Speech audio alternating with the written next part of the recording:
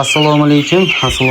Vodiy Chorva kanalining hurmatli obunachilari va YouTube kuzatuvchilari. Mana bugun biz 2025-yil 6-aprel sanasida turibmiz. Xudo xolisa 25 kunlik Andijon qora jo'jalarimizni Lasota bronxitga emlash jarayonidamiz.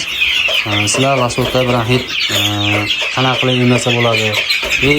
Bu kasallik qanaqa kelib chiqishi mumkin, chumol kasalligi deganlar uchun akalar, joylar tor bo'lishi mumkin. Joy tor bo'lgan hisobiga namlanish ko'payib ketadi. Shuni hisobiga jo'ja bronxitga chalinishi mumkin. Keyin o'rniga tezda jo'ja tashlasanglar, xonani dezinfeksiya qilmasdan manaqa holatda tezda tashlaversangiz, shuna kasallik kelib chiqadi. Emlangan bo'lsa ham joy zako'p ketgani uchun nam ko'payib ketgani hisobiga baribir kasallik kelib chiqaveradi. Ming marta emlasangiz ham xonani nimasiga e'tibor berib turmasanglar, tozaligiga, ventilyatsion shaxtalar bo'lmasa, shunaqa kasallik tez kelib chiqar ekan.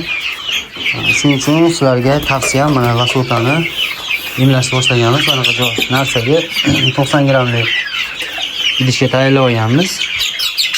Mana grammlari xudo xolisa cho'pcha qilib tayyorlab olganmiz buni.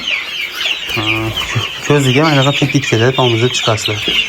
Mana oddiy bitkani olasizlar, tez mana ko'ziga oqizilyapti, ko'ryapsizlarmi? Lekin birma-bir ushlab tetikada ko'ziga tomizib chiqish kerak, bir tomchidan.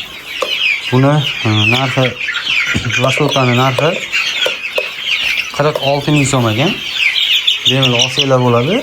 Dozasiga qarab olasizlar. Jo'jani doz aytsanglar sonini, shunga qarab Lasota beradi.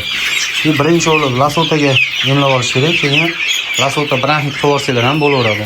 Chumol kasalligi bronxitni oldini olib turadi, ancha kasallikka chidamli qilib beradi sizlarga. Xudo xolisa to'sib olib, bu tomonini pastga qilib oldik. Mana 200 tacha jo'jamiz qoldi. Naryadagi uydagi 35 ming so'mdan sotayotgan jo'jamiz ham bugun ham qo'ydik. Xudo xolisa yaxshi rezultat zo'r ekan. Kimni jo'jasi shunaqa kasallik bo'layotgan bo'lsa, Lasota olsin. Namanganlik bitta akamiz bizdan jo'ja olib ketdi. Aka, sizga ham shunaqa tavsiya beraman. Lasotani olib borib, har bittasiga ko'ziga tomizib chiqishingizni tavsiya beraman. Sababi yaxshi effekt bo'ladi. Sirasi to'xtatadi iloji boricha.